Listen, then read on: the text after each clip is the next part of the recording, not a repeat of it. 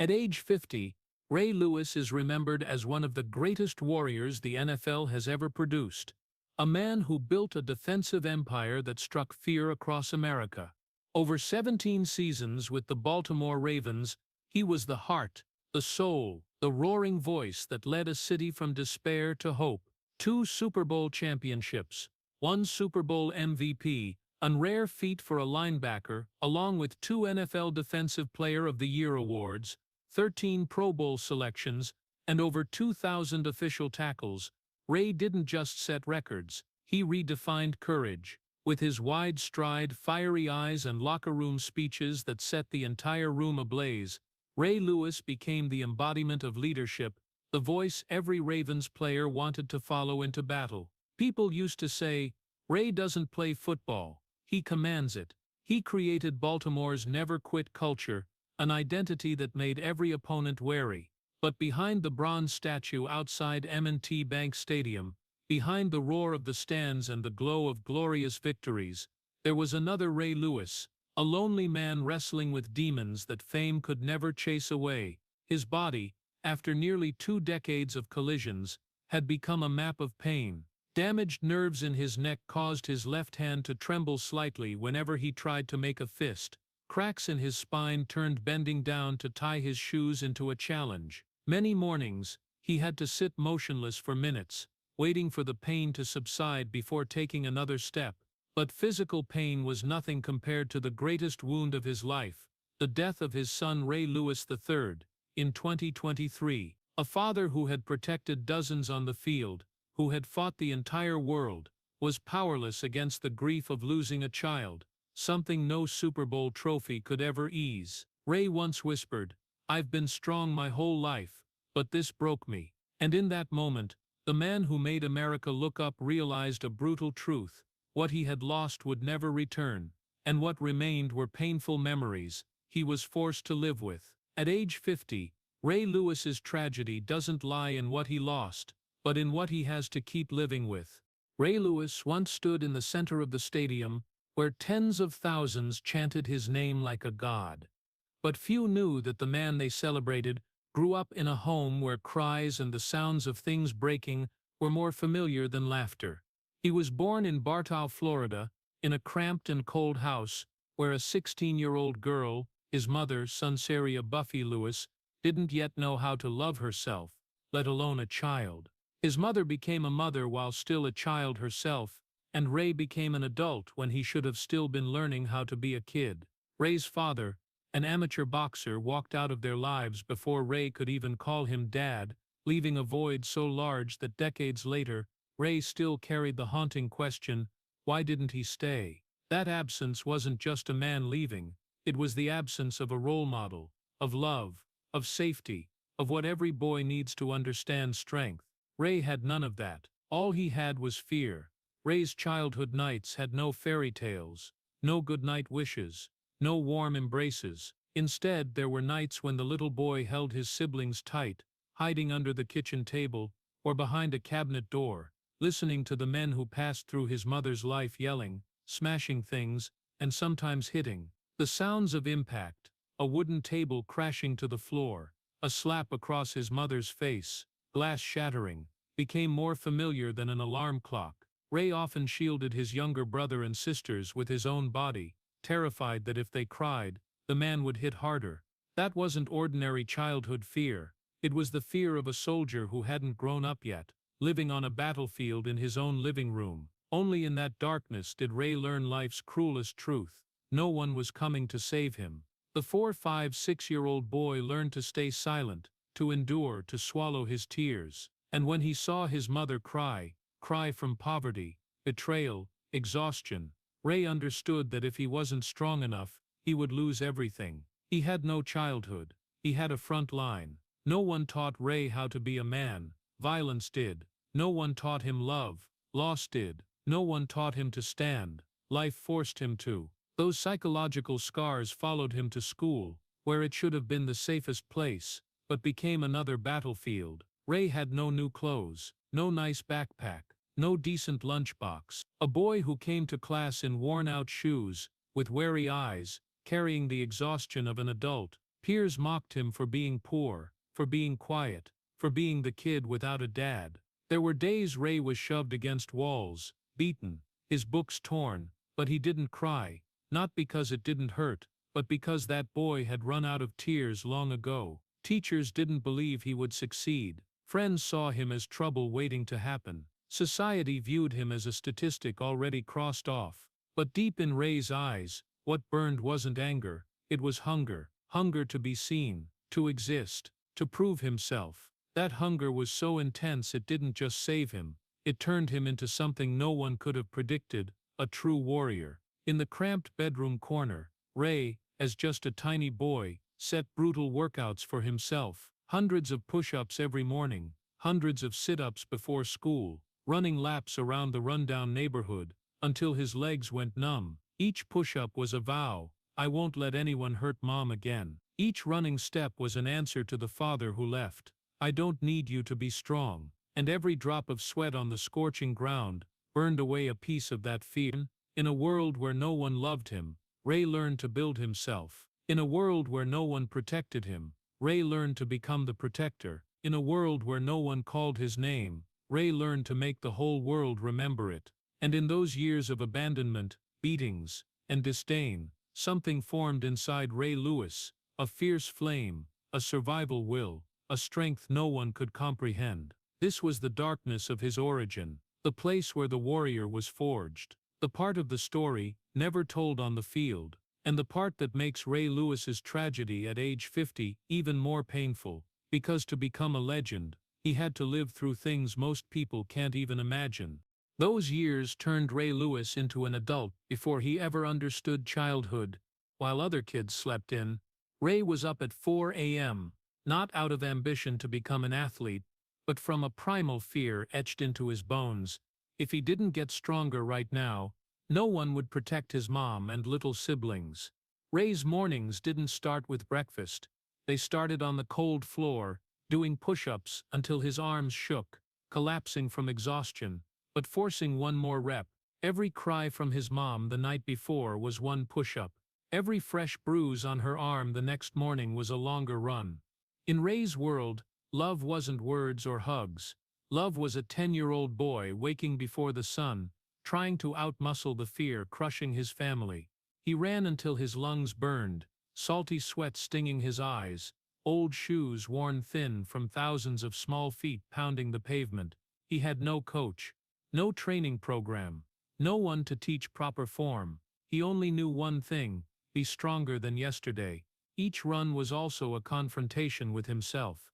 He asked why his dad left, why his mom endured beatings, why a 4, 5, 6-year-old had to be the man of the house. Then he ran faster, harder, as if speed could outrun those questions.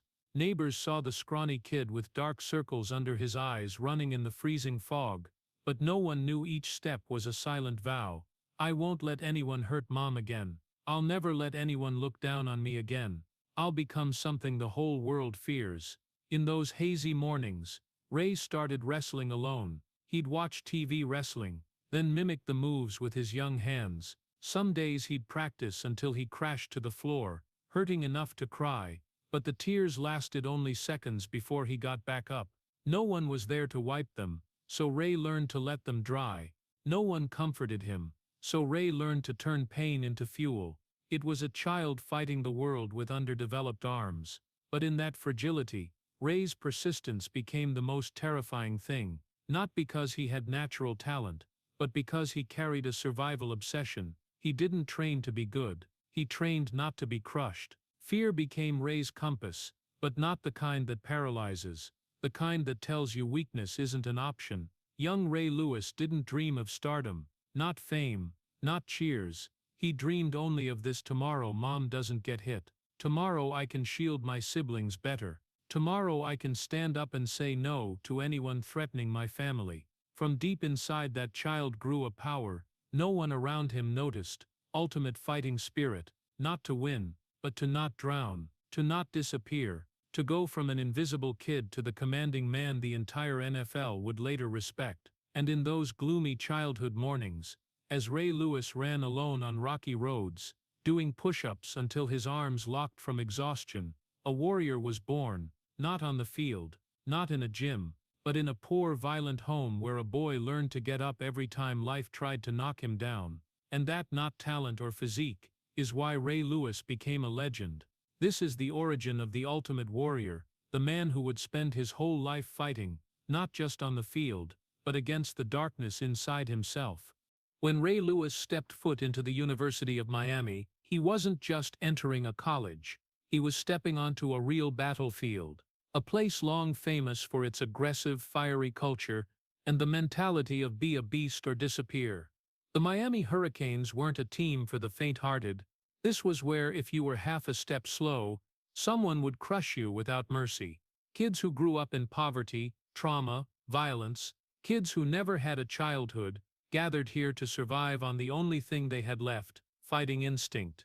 When Ray arrived at Miami, he was smaller, lighter, shorter than everyone. He didn't have bulging muscles, didn't have the speed of stars recruited straight from big high schools, didn't have the ideal height for a linebacker. Coaches looked at Ray's profile and shrugged, too small, too light. Teammates smirked, this guy as a linebacker, he'll get blown away like a piece of paper. Those words stabbed Ray like knives, awakening childhood memories where people had told him he'd never amount to anything. The feeling of being underestimated, one of the deepest pains in Ray's life, came back strong, like an invisible hand tightening around his throat. But that was exactly what made the fire inside him burn brighter. If childhood taught Ray that no one was coming to save him, then Miami taught him that no one would give him a chance. He had to take it himself. Practices at Miami weren't like anywhere else. They weren't just physically tough, they were mentally brutal. Morning practices in Miami were a filtering process, where the weak were eliminated right from the start. Explosive collisions sent helmets flying like shrapnel. Full-force hits caused nosebleeds. And in all that chaos, Ray was often the smallest, the easiest target, and he knew it, he accepted it. He charged into every hit like there was no tomorrow, like each collision was his only chance to prove he belonged there. There were days Ray practiced until he vomited blood. There were times he collapsed on the field, vision going black, unable to breathe. Coaches had to pull him up, yank his jersey, yell in his face, "Can you keep going?" And Ray's answer, even with a trembling voice, even with his chest feeling like it would explode, was always, yes. Many players saw Ray go down and thought he'd quit, but Ray always got back up, staggering but determined, as if every time he stood was a fight against his past. He didn't train to prove anything to his teammates. He trained because deep down he believed that if he stopped, the world would crush him like it had when he was little. Ray trained harder than anyone. He watched film late into the night. He studied every move, every angle, every technique. He put himself on a brutal regimen that no one ordered. And then, in an environment where the body was tested every day and the mind torn apart every hour, something strange happened. Ray started rising above. The kid who was too small, too light, too weak, began doing things no one on the team thought possible. He stopped bigger players. He anticipated runs. He flew into tackles with speed and ferocity that left the team stunned. Gradually, from being mocked, Ray became an obsession in practice. Those who had ridiculed him started avoiding his eyes. Coaches who had doubted him began seeing him as a natural leader. Miami, the place that once threatened to swallow him whole, now became the forge that turned him into a real beast. But even when recognized, Ray never escaped the fear from his childhood. When asked later what drove him, Ray said one thing anyone who's been through trauma would understand: "If I stop, the world will crush me." That wasn't humility, that was truth. Even as an All-American, even talked about as a rising star, Ray still trained like he was the weakest on the team. He still woke up early, ran extra, did extra push-ups, watched extra film, because in his head the cold voice of life always echoed, "You can't stop, not now, not ever." That obsession wasn't something that wore people down, it was what made them invincible. Ray Lewis didn't become a beast in the NFL. He became a beast at Miami, where fear became fuel, pain became armor, and a beaten childhood became the reason he never backed down. Miami didn't just train Ray, Miami perfected Ray, and right there, the ultimate warrior took shape clearer than ever. On draft day 1996, Ray Lewis sat quietly in front of the screen, heart pounding but eyes empty. He had survived Miami, where they tried to crush him, where he had carved himself into a warrior. But an athlete's defining moment wasn't in the weight room, wasn't on the field, but in the room where NFL teams decided who was worthy of the big leagues. And Ray, despite proving himself as an All-American, still heard the familiar whispers from experts. Too short, too light. A linebacker like this won't survive in the NFL. Those words twisted like knives into wounds that dated back to childhood, when people had told little Ray he wasn't good enough to be anybody. When the first pick was called, Ray still held hope. By the second, third, fourth, hope turned to anxiety. Big talents were selected one by one, guys who were bigger, taller, the ones experts called physical freaks, walked on stage to thunderous applause. Ray still sat there, alone, hands clasped tightly, as if gripping all the years he'd fought not to be that invisible kid again. Then the 10th pick, 12th, 18th. No one called his name, no team looked his way, no eyes lingered on his face. Every time the announcer read someone else's name, it was another stab to Ray's heart. He tried to keep a calm face, but deep inside, the old fear rose so strong it nearly choked him. You're not good enough. You don't belong here. You'll always be on the sidelines. No one said those words in the room that day, but Ray heard them clear as if someone was whispering right behind him. When the 20th pick passed, then 21, 22, Ray Lewis once again faced the feeling he'd tasted all through childhood, being left behind. Nothing hurt more for a kid who'd spent his life fighting invisibility than to have the world once again act like he didn't exist. At the 26th pick, the Baltimore Ravens finally called Ray Lewis's name. For a brief second he closed his eyes, exhaled like releasing part of the burden. But right after, the relief vanished faster than the sparse applause in the room. The announcer read expert comments. Lewis is a risky pick, small linebacker, not sure he'll hold up against NFL offensive lines. No one said he'd become a legend. No one said he'd be the soul of a franchise. No one called it a steal. No one believed in him. No one, except himself. In the moment Ray stood up, his eyes didn't light up with joy. They burned with hurt, with long-suppressed anger, with the humiliation of waiting over 20 picks just to be seen as an acceptable fallback. Painful. But that was also the night something else was born. Fire. The fire of the child who held his siblings under the table while mom got beaten. The fire of the boy who ran until he vomited blood, just to be stronger than yesterday. The fire of the young man underestimated at Miami, but who never stopped getting up. And now, entering the NFL labeled too short, too small, that very hurt became the fuel for the rest of Ray Lewis's life. Because no one wanted him. Because no one believed in him. And that made him more dangerous than any prospect in that draft. Tragedy and humiliation didn't break Ray. They turned him into a flame the NFL had never seen. Ray Lewis entered the NFL as an outsider, doubted, underrated, seen as a supplemental pick, rather than a foundation for the Ravens' future. But deep down, Ray didn't enter the league like a normal rookie. He entered like a survivor, like the child who hid under the kitchen table, hearing his mom cry, like the boy who ran until he vomited blood to teach himself that weakness meant death. And that spirit exploded fiercely in his early days in Baltimore. Right from the first practices, Ray stunned the whole team. He didn't stop, didn't gasp for air, didn't back down, didn't allow himself a single moment of rest. But to become a leader, something destiny had set for him. Ray had to overcome something crueler than hits on the field, the locker room of men whose egos were bigger than the stadium. Veteran players looked at Ray like a kid lost in the adult world. They didn't trust him, didn't respect him, and certainly didn't see him as a leader. Whispers started, "This guy's too small. He's playing hard just to impress. Give him a few weeks, he'll break." Ray heard it all, and he turned it into sharp knives, not to attack others, but to dissect himself, to remind himself never to become that weak kid again. His first preseason game proved it. Ray flew into every play with a madness that even the coach had to pull him out to make sure he didn't destroy his own body. Ray's tackles weren't to make a mark. They were screams. "I belong here. I've lived through hell. The NFL can't kill me.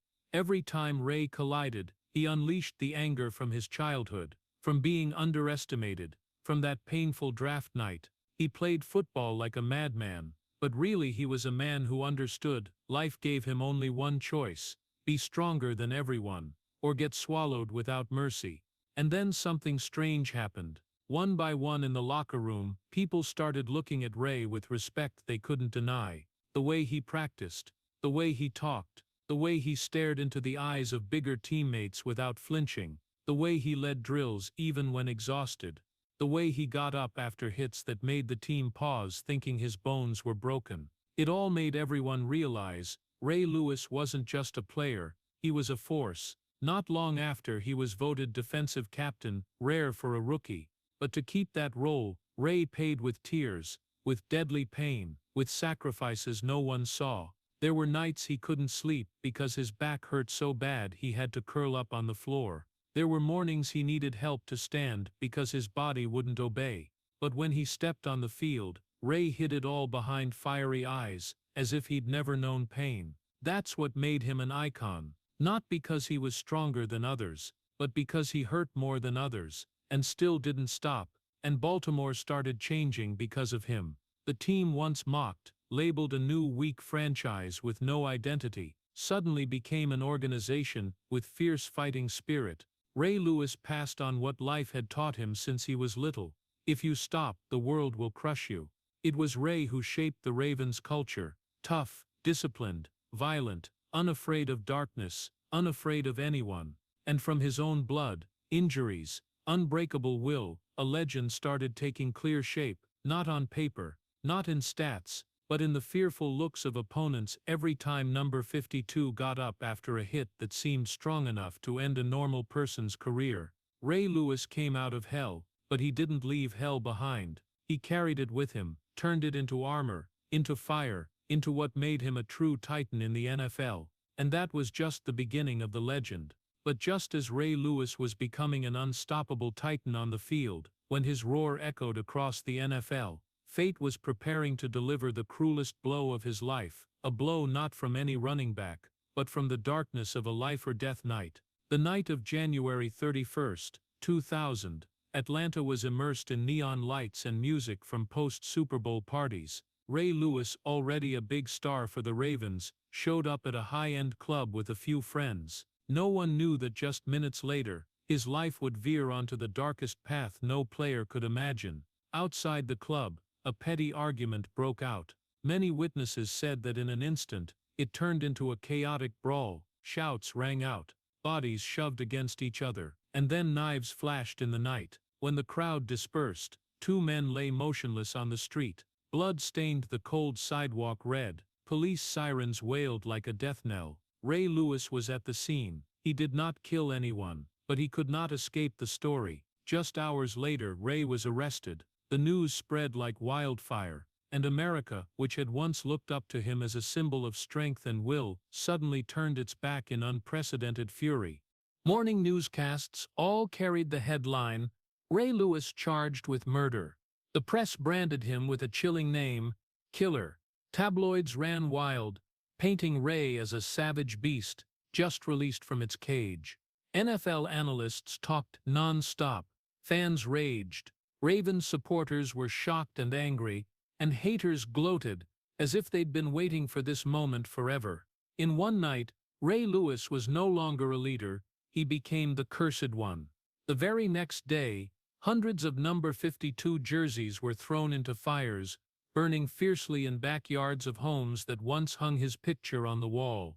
Kids who had admired him watched their parents toss his jersey in the trash.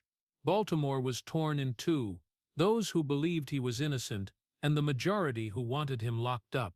Meanwhile, Ray sat at the end of a hallway in the Atlanta police station, on a cold metal chair wearing a wrinkled hoodie. He stared down at his hands, the hands that had led the Ravens to victory, that had lifted an entire city's spirits. Now they trembled with fear. For the first time in his life, Ray understood fear that didn't come from an opponent, but from his own helplessness. He was interrogated for hours. Police pressed hard. Lawyers tried to calm him. But deep down, Ray knew that one wrong word, one mistimed statement, and his entire career would shatter. No more Field, no more Cleary, no more freedom. The threat of a 25-year prison sentence hung over him like a death sentence. Ray Lewis looked around the interrogation room, harsh white neon lights, damp gray walls, an old wooden table, and felt like the whole world was shrinking, tightening around his throat. He had once run from childhood fears, but this time there was nowhere to run. He whispered to himself, "I'm going to lose everything." Then he saw his mother, he saw his siblings, he saw the dark childhood he had tried to escape, and he understood that if life wanted to knock him down again, this fall would be one he could never get up from. The case dragged on for weeks. America followed every detail. Media packed the courthouse. Vicious headlines appeared daily, and the most painful thing people who once said Ray is a hero now coldly asked, did we idolize the wrong person? In the end, after plea negotiations, the murder charge was dropped. Ray pleaded guilty to obstruction of justice. He avoided prison, he kept his freedom. But he lost his honor, and public opinion did not forgive. Every stadium he visited echoed with chants of "Killer, Killer." Kids at school called him that name as a cruel joke. Ravens posters with his image were torn down, burned, cursed. Ray Lewis became a name whispered in bars, on radio shows, a great player, a bad person. He was no longer a leader, he was the one with a permanent stain. Ray Lewis tried to appear strong in public, but every time he got home he closed the door and cried. Cried from injustice, cried from fear, cried because in a few short weeks he had fallen from the highest peak to the deepest abyss a person could reach. He had been turned on by all of America. He understood that everything he had built could be wiped away in one single night, and even though later he would win, become a legend, change NFL history, but in that moment, sitting in the cramped interrogation room with cold hands and a tormented heart, Ray Lewis was just a man being strangled by life. The case closed, but Ray Lewis's life did not. He walked out of the courthouse in a dark suit, camera flashes blinding him, hundreds of shouts of "Killer" hurled straight into his ears. But what Ray remembered most wasn't the humiliation, it was the feeling of his feet touching free ground, a feeling so fragile that he knew if he didn't change, if he didn't rebirth himself right then, that darkness could return anytime and swallow him forever. And Ray made the decision that a great destiny demands, survive by becoming a legend, not to be forgiven, not to prove who was right or wrong, but to become the only version capable of defeating his own shadow. When the 2000 season began, Ray Lewis was no longer a rising NFL star. He was a man who had escaped the abyss, carrying both fear and rage, playing football as if every game was a defense of his own dignity. His tackles were no longer just technique. They were roars. "I'm still here. You won't bury me alive." He became frenzied, ferocious, obsessed with every running lane, every spin move, every pursuit. No one on the Ravens dared slack off when Ray stood in the locker room, eyes blazing, voice deep with the weight of a man who knew what it felt like to lose everything. At every team meeting, he said one thing only: "We're going to rewrite the story," and that year the Ravens did exactly that. The defense led by Ray became something the NFL had never witnessed, and probably will never witness again. They crushed every offense. They suffocated every running lane. They destroyed every opponent's game plan. Teams coming to play the Ravens weren't there to win, they were there to survive. Ray Lewis was at the center of that storm. He moved like he was reading the quarterback's mind. He attacked like the whole world that had ever hurt him. He roared every time a teammate made a tackle, as if each one was a brick he used to rebuild his life. The media, who had once called him a murderer, now had to admit, no one plays football like Ray Lewis. No one leads like Ray Lewis. The Ravens' defense finished the season allowing the fewest points in NFL history, a record that still stands unbroken to this day. And Ray Lewis, the man America had turned its back on just months earlier, was named Defensive Player of the Year. But the greatest thing was still ahead: Super Bowl XXV. The game between the Ravens and the Giants wasn't a game, it was an execution. Ray led the Baltimore defense in crushing the Giants so badly that they nearly lost their spirit by the start of the second half. Every time Ray appeared on the screen, the opponents bowed their heads knowing they couldn't get past the man playing with his entire soul. Ray wasn't just the best player in the game, he was the heart, the soul, the storm sweeping through the Tampa Stadium. And when the final whistle blew, when the Ravens lifted the Lombardi trophy for the first time, when fireworks exploded in the sky, Ray Lewis was named Super Bowl MVP, a linebacker winning Super Bowl MVP, something as rare as a miracle. He stood in the middle of the field, holding the trophy high, but in those eyes there wasn't just the joy of victory, there was something else, a quietness, a sadness mixed with gratitude, like a man who survived a massive fire, looking back at what remained after the ashes. He had won, he had climbed to the top of the world, he had proven that those who called him killer couldn't decide his fate. But as the fireworks fell, as the cheers died down, Ray understood that some things would follow him for the rest of his life. The case, the suspicious looks, the vicious articles, the images of number 52 jerseys thrown into fires. He was forgiven, he was praised, he was honored, but in the deepest part of his heart, Ray Lewis knew some scars never fade. He had climbed to the highest peak to save his life, but a part inside him still carried a lingering sadness, like a reminder that legends aren't created from light, but from the darkness they survived.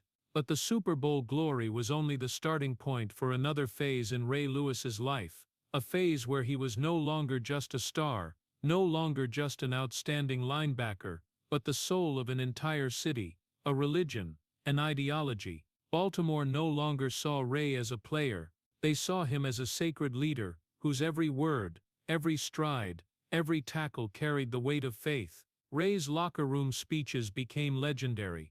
No Ravens player ever forgot the feeling when Ray walked into the room, no microphone needed, no stage effects, just a deep voice, fiery eyes, and an energy that made the whole team jump to their feet roaring in unison. You will never lose if you never quit. I didn't come here to survive, I came here to dominate. Pain is temporary, legacy is forever. Those words weren't empty slogans, they were bone blood, what Ray had lived through from childhood, from Miami, from the nights accused of murder, from the journey back to the top. His teammates felt it, they saw in his eyes an old fear, the fear of being left behind, and that made them believe Ray would pull the whole team up with the strength of his soul. In every team meeting, Ray didn't just talk about football, he talked about life, about pain, about loss, about why you have to stand up when everything wants you to fall. Young players from poor neighborhoods listened silently like they were hearing the father they never had. Veteran players looked at him with the eyes of those who'd seen war. They knew Ray wasn't acting, wasn't performing, wasn't playing the role of leader, he was the leader. The Ravens, from a small new identity-less team, absorbed Ray Lewis's spirit into every fiber, ferocious, disciplined, unafraid of darkness. Baltimore became the city of defense, of earth-shaking hits, of the mentality, you come here you bleed here. But the higher he climbed, the lonelier Ray became. On the field, he was an icon. In the locker room, he was mythology. On television, he was the greatest warrior of his generation. But when the lights went out, when the crowd left the stadium, when teammates went home to their families, Ray returned to familiar silence. The empty gym at 3 a.m. became his refuge. He lifted weights until his hands shook, ran on the treadmill until his lungs burned, collapsed on the cold floor, sweat mixing with tears no one saw. People cheered him, even worshipped him, like the saint of the Ravens. But they didn't know that some nights Ray couldn't sleep because childhood memories still clung to his mind. His mother's cries, the beatings, the hungry nights, the suspicious looks during the case, the articles calling him killer. Sometimes it all flooded back at once, forcing him to run to the gym to remind himself he was no longer that weak kid from long ago. Those close to him said Ray had two selves, one so strong the entire NFL feared him, and a lonely man always afraid that if he stopped for a second, the darkness would catch up and swallow him whole. Baltimore loved him, but that love was also a pressure weighing on shoulders already bent from a lifetime of fighting. On the field, Ray heard tens of thousands chanting his name, but deep down he knew stadium lights only hide the pain, they don't erase the scars etched into his soul long ago. Some nights he looked in the stadium bathroom mirror, eyes red from crying after late workouts, and asked himself, do they really understand who I am? But Ray didn't allow himself to show weakness to others. He kept carrying the leader image on his shoulders, kept inspiring the young, kept roaring every time he stepped out of the tunnel, kept being the soul of a city that had suffered as much as he had. And in that time, Ray Lewis didn't just transcend time, he transcended his own life. But the price for that glory was a loneliness no one could imagine. Ray Lewis was worshipped as an idol, but when darkness fell, only he faced the scars that never healed. The glory lasted, but Ray Lewis's body began paying the price bit by bit. 17 years in the most brutal position in the NFL, a position where every collision was a hammer blow to the neck, shoulders and back, turned his body into a map of injuries that would never fully heal. While Baltimore still chanted his name like a god, Ray knew the truth behind those lights. His body was crumbling day by day. Mornings were the cruelest time. Ray often woke up before the sun rose, not because of training habits, but because a sudden pain shot through his neck like a red-hot knife. He opened his eyes, but his left hand, the hand that once shattered opposing defenses, now lay motionless, numb like it wasn't his own. Some days he tried to lift it, but it only twitched slightly, refusing to obey. Some days he sat up and felt like someone was twisting his spine in two. And in the darkness of the large bedroom, a man who once made the NFL tremble had to sit still for a long time, waiting for his body to give him one more chance to stand. Then came the endless sleepless nights. A dull pain ran from his neck down to his shoulders, then along his spine, forcing him to toss and turn constantly. No position was comfortable, no moment was peaceful, only endless pain, like life itself never giving Ray a single carefree day. It all started from head-on collisions into opponents' helmets, from tackles Ray flew into like he wanted to shatter the world. And when he left the NFL, doctors began saying things he had never allowed himself to think about before. A neurologist looked straight into his eyes, no sugarcoating, no room for comfort. The nerves in your neck and back are severely damaged. If you keep living the old way, there will come a day when you can't live normally in old age. Ray went silent. From childhood to adulthood, he was used to insults, used to enduring disdainful looks, used to living in suffering. But those words, "You won't be able to live normally," were the first time he felt time was no longer on his side. That wasn't a warning, that was a sentence, not prison, but the sentence of age, of wear and tear, of the end every warrior must face. Ray left the clinic that day without a word. He sat in his car, left hand trembling, trying to rub his forearm to regain some feeling, but the more he rubbed, the number it got. One of those close to him said that day Ray sat in the car for nearly an hour, no radio on, not driving away, just staring straight ahead like he was facing the final enemy of his lifetime. From then on, Ray began to fear. Not the fear of childhood, not the fear of abandonment, not the fear of America turning its back, but the fear of a man who knows his body is betraying him day by day. He always thought he was a titan, immortal, but now every small movement reminded him that every titan eventually cracks. In the nights after, he went to the gym when no one was there. 3 a.m. The gym, silent like a chapel. Ray stood alone in front of the mirror, looking at shoulders once powerful, now covered in surgical scars, looking at his left hand trembling slightly when lifting weights, looking at his own eyes red from lack of sleep. He had once told the whole team, pain is temporary. Legacy is forever. But now pain was no longer temporary. It became a stubborn companion. It waited in the car seat, stabbing his back the moment he sat down. It waited in every morning step when he had to grip the bed frame to stand. It waited in the dry crack every time he turned his neck. Fame didn't make the pain disappear. Money couldn't buy back nerves. Medals couldn't replace the nights he lay awake, fearing one day he wouldn't feel his own arm anymore. Ray Lewis, the man who once shook the NFL, now sat in routine checkups, hearing doctors talk about painkillers, cortisone shots, the risk of more surgery. Every time the doctor asked, "Are you in pain?" Ray just said softly, "I can handle it." But everyone knew the real answer was pain beyond words. His body was the legacy of 17 years charging into fire, but also the burden he had to carry for the rest of his life.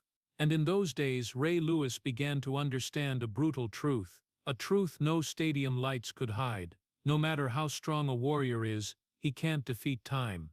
That was the new fear, a fear greater than any opponent. A fear that for the first time made Ray slump into a chair, hands clutching his head, gasping like the abandoned child from long ago. The fear that one day he would no longer be Ray Lewis, not in others' eyes, but in his own body. That was the moment he realized, pain is the price of glory, but it's also the darkness that never leaves. In the final years of his career, when Ray Lewis's body was already battered from decades of collisions, fate delivered the final blow, one that seemed strong enough to end everything. October 2012. In what seemed like a routine pursuit, Ray felt a deep snap in his chest, like a string pulled too tight, and suddenly breaking. He collapsed, hand clutching his chest, breathing ragged. Doctors rushed over, and in minutes, pain spread through his body like burning electricity. The final diagnosis, complete tear of the right triceps tendon, an injury always seen as a career ender for a player Ray's age. As Ray sat in the exam room then, the cold white light made everything blur. The doctor looked straight into his eyes, and said without hesitation, "Ray, your career is over." Those words rang like a death sentence for a man who had fought his whole life. Ray turned away, trying to swallow the lump, but his throat felt choked. He prayed. He placed his hand on his chest, now filled only with pain, and whispered words only he could hear. "God, have I come too far to end like this?" When teammates left the room, when the doctor advised rest, Ray sat alone for a long time. He remembered childhood, hiding under the kitchen table, remembered training until vomiting blood at Miami, remembered sitting in the interrogation room during the 2000 case, remembered 3 a.m. workouts alone to escape loneliness. His whole life, the fears, the tragedies, the near-death escapes, the rises from ashes, all flashed before his eyes, and he understood something deeper than ever. This wasn't the end. This was just the final challenge before defining his legacy. Ray decided to come back, and the price for that decision was nearly paid in blood. He trained until he passed out. Weight sessions that tore the injury further. Nights curled up from pain stretching from chest to shoulder, making it hard to breathe. Doctors warned him. Teammates worried. Family feared. But Ray listened to no one, because he knew if he left the NFL like this, he would betray the man he had fought his whole life to become. And then, like a miracle paid for with will, Ray returned right as the playoffs began. The man thought to be finished appeared in the Ravens locker room, wearing number 52, eyes burning like an unquenchable flame. The whole team stood, staring in silence, no one believing what they saw. Ray said only one thing, "Let's go finish this." That year's Baltimore Ravens were infused with new life. They fought like men defending their own legend. Ray, even though it hurt with every breath, still flew into every play with everything left in his body. Every time he fell on the field, Baltimore held its breath. But every time he got up, the city erupted once more, and then the unimaginable became reality. The Ravens advanced to Super Bowl XLV. In the blazing lights of the Superdome, Ray Lewis stepped onto the field for the last time. The man once accused of murder, the man once called cursed, the man who lay awake from paralyzing pain, the man who had just returned from an injury, seen as a death sentence. Finally he stood in the biggest game of his life, with the team he had led for 17 years, and when the final whistle blew, when Baltimore defeated the 49ers, Ray Lewis broke down in tears. Not because of the victory, but because he knew this was the perfect ending, something few warriors ever get. Ray raised the Lombardi trophy one last time, his hand trembling slightly from damaged nerves, but his eyes blazing like a man who had just won the fiercest battle of his life. But deep in those eyes, there was a truth no one on the field could see. Ray knew he would pay a price for deciding to come back. The price might be endless pain. It might be years of disability. It might be days when he couldn't stand without help. But Ray Lewis accepted it all, because to him no pain was greater than walking away from life without completing his legacy. That was the moment that defined his entire life. The torn triceps that seemed like a career ender, but instead turned Ray Lewis into a symbol of strength that pain could not defeat. Leaving Super Bowl XLV with the trophy in hand, Ray Lewis entered retirement not as a triumphant legend, but as a final warrior who had finally laid down his sword after 17 years of relentless battle. But he didn't know that when the last piece of armor fell, the real pain was only just beginning. The NFL left him after one glorious afternoon. But the first night without football, Ray sat alone in a dark room feeling his body tremble slightly, his back throbbing in waves, his left hand so numb he couldn't close it around his right. He knew the pain would come, but he didn't think it would come this fast. Just months after retiring, Ray began experiencing constant pain that painkillers could no longer control. The damaged neck nerves from thousands of collisions started reacting like frayed wires short-circuiting. Some mornings he sat up and his entire left arm felt almost senseless. Some days he had to sit still for 20 minutes, waiting for his back to stabilize enough to stand. And then the sleepless nights returned, not from worry about tomorrow's game, but from a truth he couldn't escape. The NFL had taken more from him than he ever imagined. The brighter the stadium lights once shone, the darker the post-NFL nights became. Some nights he lay in bed, facing the wall so no one would see him cry as pain shot through his back, down his legs, making it nearly impossible to breathe. No more stadium, no more teammates, no more adrenaline to mask the pain. Just him, and the aches reminding him of every collision he had willingly thrown himself into. And as his body broke down, his soul began to crack. Depression came to Ray not in tears, but in silence. Silences so long they were terrifying. No talking, no laughter, no locker room noise, no pre-game speeches, just absolute quiet. The same quiet he once heard hiding under the kitchen table while his mother was beaten. Memories of Detroit, the suffocating childhood nights. Memories of Atlanta, the fateful night that turned him into a murderer in the public's eyes. Memories of every fear that had ever chased him. They all flooded back in the darkness like ghosts no longer drowned out by cheers. Ray Lewis had won in the NFL, but he was losing the battle against the emptiness of life after football. A man who once had an entire team lean on him now didn't know where to lean when psychological pain suddenly knocked him down. A leader who once roared, "No weapon formed against me shall prosper," now had to repeat it to himself, in nights of loneliness so suffocating. And then in the moment that seemed impossible to rise from, Ray did what he had done his whole life. He found himself again in faith. He started going to church more. He read the Bible every morning. He watched old videos of his own speeches to the team, words he had used to fire up others, now shining light back on his own soul. Pain ends. Purpose begins. God will never waste your pain. Your darkest nights build your strongest men. Those words, once Ravens slogans, now became the lifeline keeping Ray from the depths of depression. He understood that he was no longer a warrior in armor. He was no longer a titan charging at running backs. He was no longer the soul of a defense. He only had one thing left, a man learning to live again after the spotlight went out. Ray spent more time with his children. He traveled the country speaking, sharing about pain, faith, falling, and getting back up.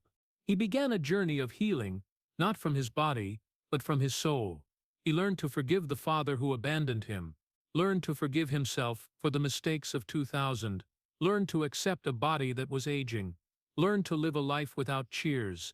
Ray Lewis had once been a warrior in iron armor. Now he was a warrior without armor.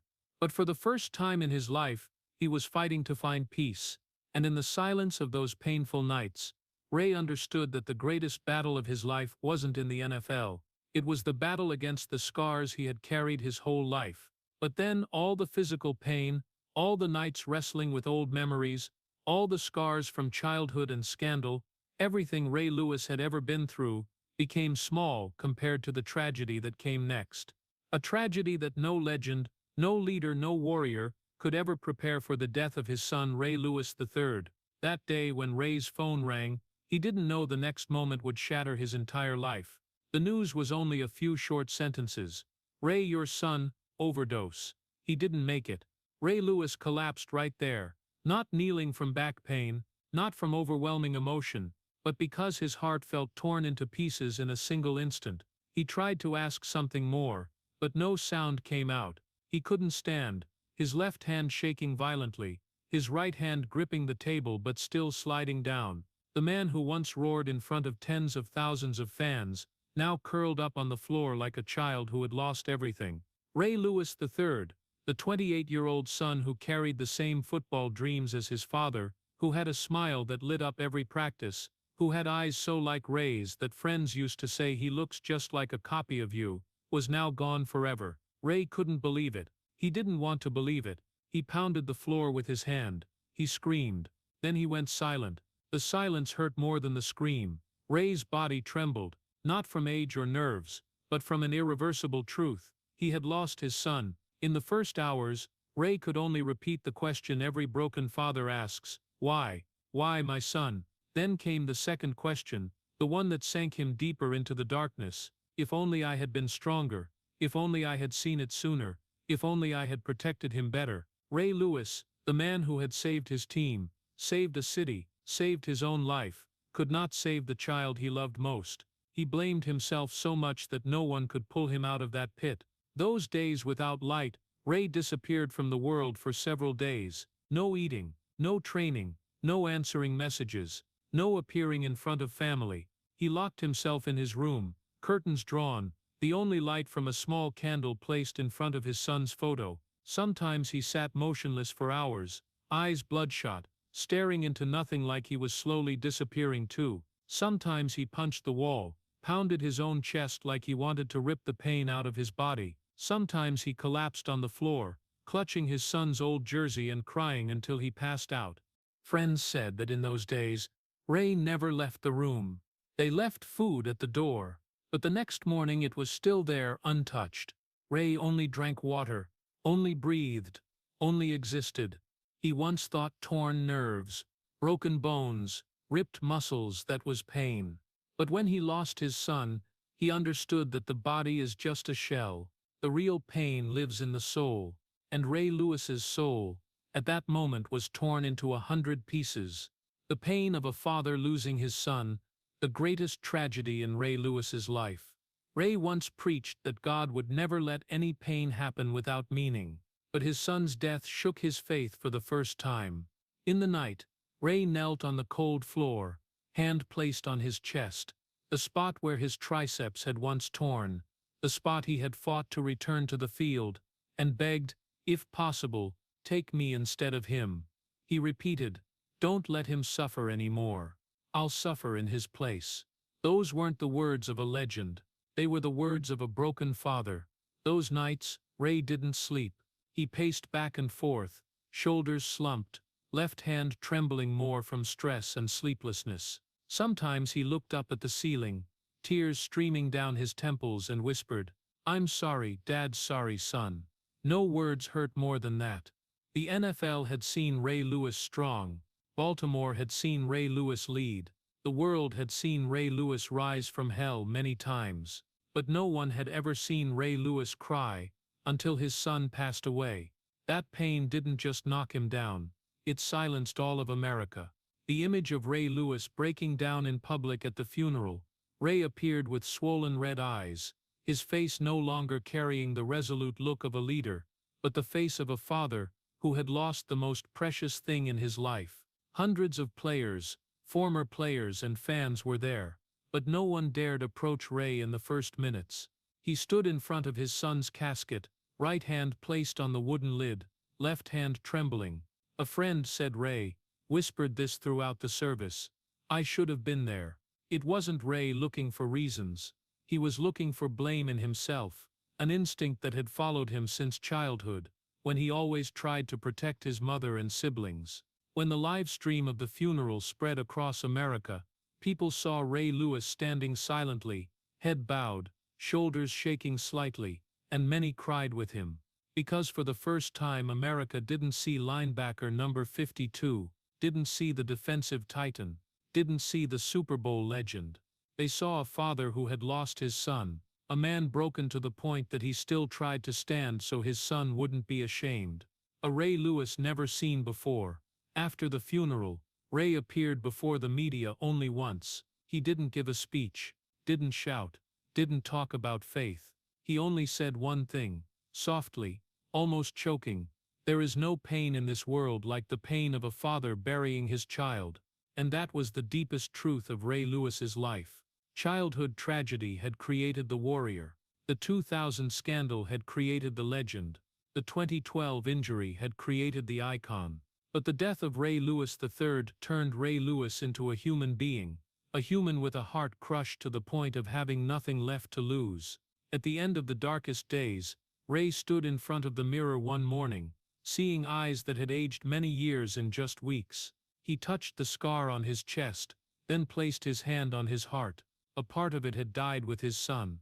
And he knew he would have to learn to live on with what remained. All of America had witnessed many Ray Lewises throughout his career, but never Ray Lewis broken as a father who lost his child. That was the greatest tragedy, the deepest tragedy, the tragedy that never heals. The death of Ray Lewis III did not end Ray Lewis's life, but it split that life clearly into two halves, before and after the loss. As he turned 50, Ray was no longer the Ravens legend, no longer the defensive leader, no longer the NFL's unbeatable warrior. He was only a man learning to live on with a scar that could never heal, a scar right where his heart had once been strongest. And in the journey out of that darkness, Ray did not walk alone. Family gathered around him like the embrace he had lacked as a child.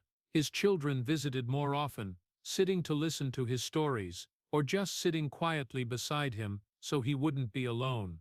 On long afternoons, Ray sat on the porch, watching the sunset, while his youngest child leaned their head on his shoulder and said, "You're still my hero, Dad." Those simple words, light as a breath, became the only thing that could soothe a father's torn heart. And then there was faith. Ray returned to religion, not as a powerful speaker before thousands, but as a fallen man seeking his final support. He read the Bible every morning with hands that still trembled slightly. He prayed every night with a heart that still hurt like it was being squeezed. He no longer asked for miracles, he only asked for peace. And in those quiet moments, he began to understand that life grants no one exemption from suffering, even those who once stood at the top of the world. Ray also turned to charity as a way to heal his own wounds. He went to poor neighborhoods, where children grew up in violence just like he once had. He talked to them not with empty words, but with the raw truth of his life: fear, hurt, loneliness. He visited schools, churches, community centers. He hugged boys trying to hide their tears like he had at age 6. He looked into the eyes of abandoned children, and saw himself in them, and saw his son too. A charity program staff member said that once Ray met a boy, abandoned by his father. The boy asked, "Mr. Ray, how can I not become a bad person?" Ray held him close for a long time and said, voice choking, "You just have to try to survive the things that have killed a lot of other people." That sentence Ray later repeated in a small speech: "I'm not perfect. I'm just someone trying not to fall to the things that have killed a lot of other people." That was the first time he spoke publicly about his own fragility, and that was what made people love him even more. But the sorrow no one can touch, even with family surrounding him, even with faith supporting him, even with charity work giving him a reason to go on, Ray still carried within him a sorrow so deep no human could reach. When the lights went out, when the children were asleep, when the house fell silent, Ray found himself back in the place he had been for months after his son's death, in the dark room, with only the soft ticking of the clock, only his own heavy breathing. He still kept a photo of Ray Lewis III on the small table. Every night, before sleeping, he placed his hand on the frame, and his left hand, still numb, still without feeling, touched his son's face in the photo without being able to feel anything. That sensation tormented him more than any physical pain. It reminded him that time and the NFL had taken more than his health. They had taken his ability to touch memories with his own hands. His back still hurts every day. His left hand still goes numb every night. The memories of Atlanta still sting like salt rubbed into an old wound. The memories of Detroit still wake him in cold sweat.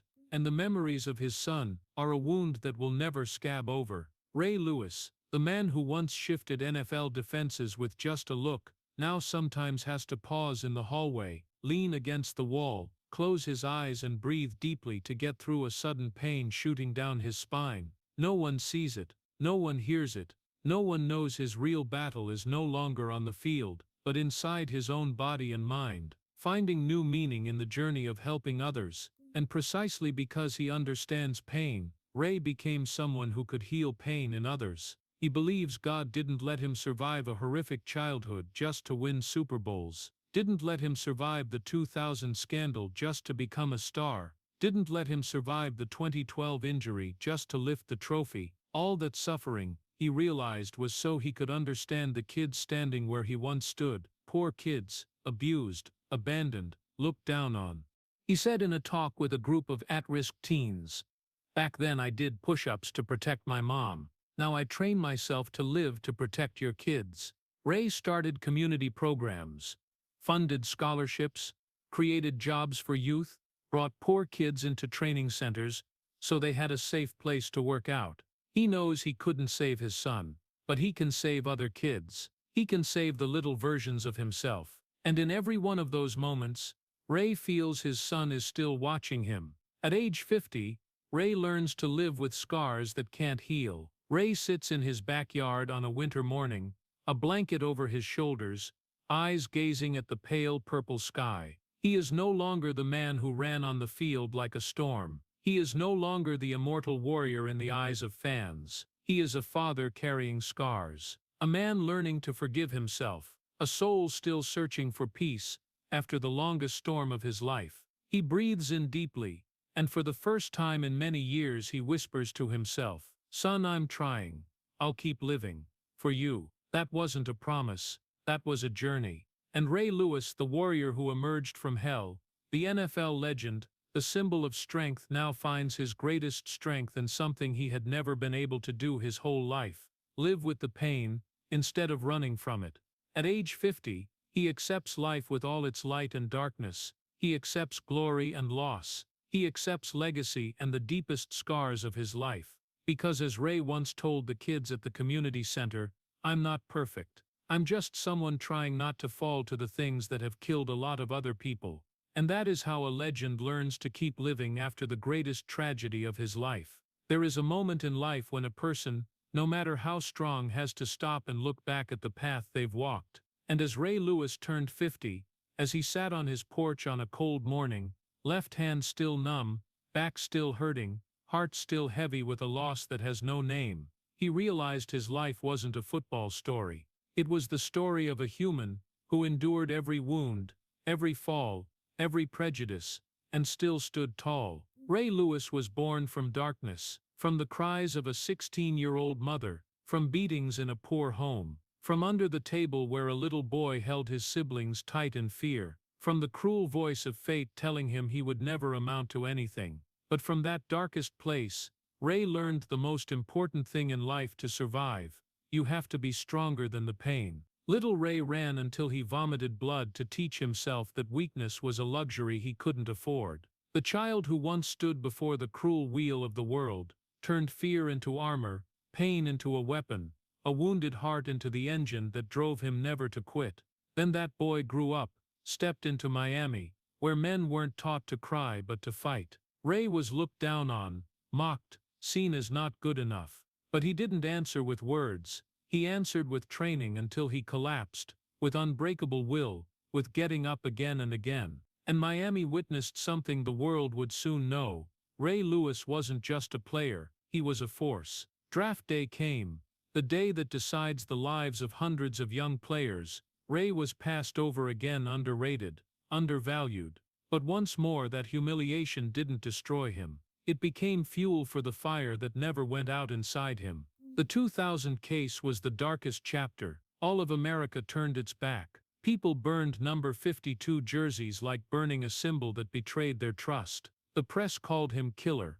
Ray hung suspended between despair and loss. One more mistake and he would lose his whole life. But he survived. And not just survived, he became a symbol of rebirth. In 2000, Ray returned to the field like a living defense. And he didn't just lead the Ravens. He redeemed his own soul with a season so perfect the NFL had to look again. He became a legend, not because of titles, but because of the way he played football as if every tackle was a vow. I will not let pain kill me. But that legend still carried lonely shoulders. He inspired thousands with earth-shaking speeches, but when the lights went out, he sat alone in the gym at 3 a.m., tears falling onto the mat unseen. Ray Lewis taught an entire team how to fight, but no one taught Ray how to heal.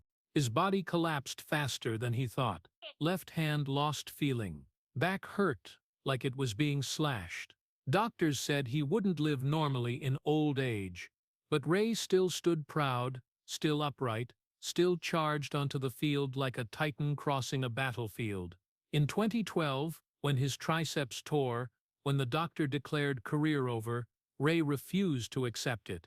He fought pain so fierce he passed out, just to return to the field and lead the Ravens to one last Super Bowl. He left the NFL like a king leaving his throne, but he knew the price would follow him forever. But no pain, no injury, no memory, no matter how cruel, could compare to the greatest tragedy of his life, the death of his son. No longer a warrior, no longer a legend, no longer a leader, just a broken father left. Ray Lewis III passed away at 28, without warning, without goodbye. And Ray Lewis, the man who had survived every brutal blow life threw at him, collapsed completely. He cried without sound. He fell to the floor. He begged to trade places with his son. He didn't eat, didn't speak, didn't leave his room. The NFL had hurt Ray before, but nothing hurt him like this. And that very moment, the moment Ray Lewis hit rock bottom despair, became the chapter that truly defines his entire legacy.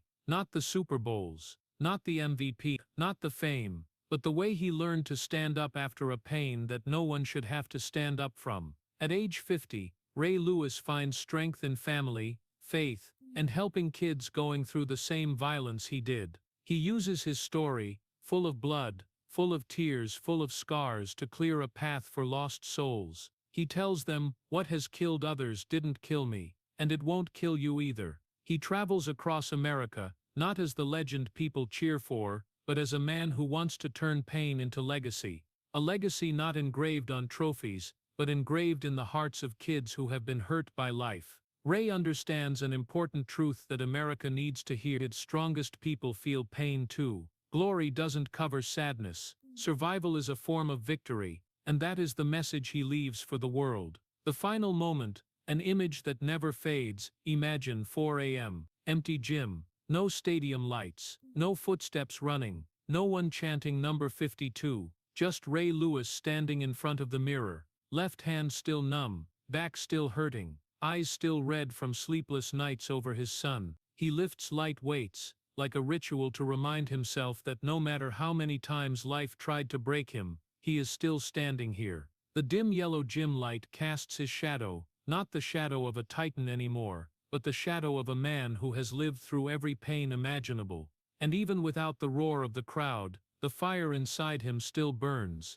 Burns not to prove who's right or wrong, not to get revenge on fate, not to win more glory, but to remind the world that a man is not defined by his falls but by how he gets back up, even when his heart is broken. That is Ray Lewis's legacy, a legacy that doesn't come from strength, but from the pain he survived to overcome. Ray Lewis's journey in this story is not just an epic about football, but a human tragedy laid bare before all of America. A life battered from the very beginning, struggling to grow up amid violence, then tested again by scandal, injury, and ultimate loss. We grieve not just for what Ray had to endure, but because he had to endure so much, so early, and for so long. From a child hiding under the kitchen table, to protect his siblings, to a young man dismissed at Miami for being too small, to a man sitting in the 2000 interrogation room, facing the threat of 25 years in prison, to the warrior with a torn triceps in 2012, still forcing himself up to complete his legacy.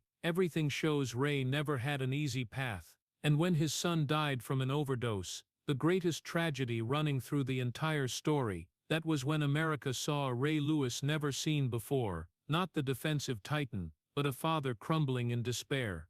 But what makes Ray worthy of honor is the way he rose after every one of those wounds. He accepts a paralyzed left hand, lives with chronic back pain, faces the memories of Detroit and Atlanta, and turns the pain of losing his son into motivation to help poor kids going through the same violence he did. The lesson for Americans here is not perfection, but humanity.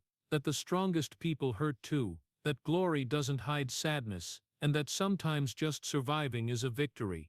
Ray Lewis reminds us that America doesn't just need undefeated legends, it needs human beings brave enough to get back up, even when their heart is shattered. If Ray Lewis's story of strength and scars that never fully heal touched you, please hit subscribe to keep joining us on other deeply human journeys. Thank you for staying until the end, and see you in the next video, where we continue exploring people who have risen from the darkness of their own lives.